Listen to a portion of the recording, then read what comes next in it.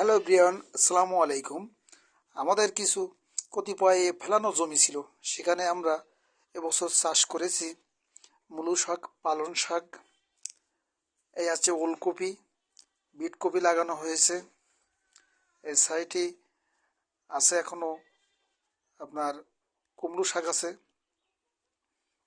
আপনার এই সাইডে আছে হলো, এগুলো হলো পেঁয়াজ, মানে কালি পেঁয়াজ যেগুলো বলে, সেইগুলো এখানে লাগানো হয়েছে। আর এই সাইড দিয়ে দেওয়া হয়েছে আমাদের বেগুনের চারা, বিট কপির চারা আছে, ওলকপির চারা আছে।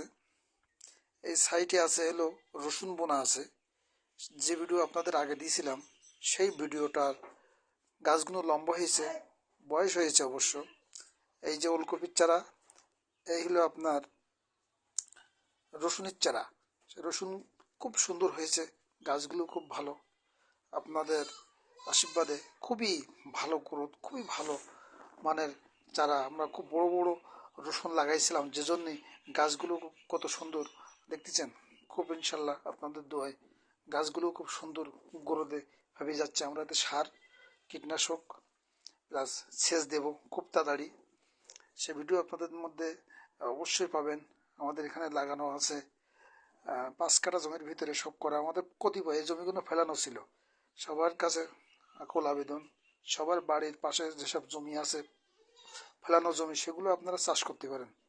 করলে বাড়ির কিছু অবশ্যই সাশ্রয় হবে।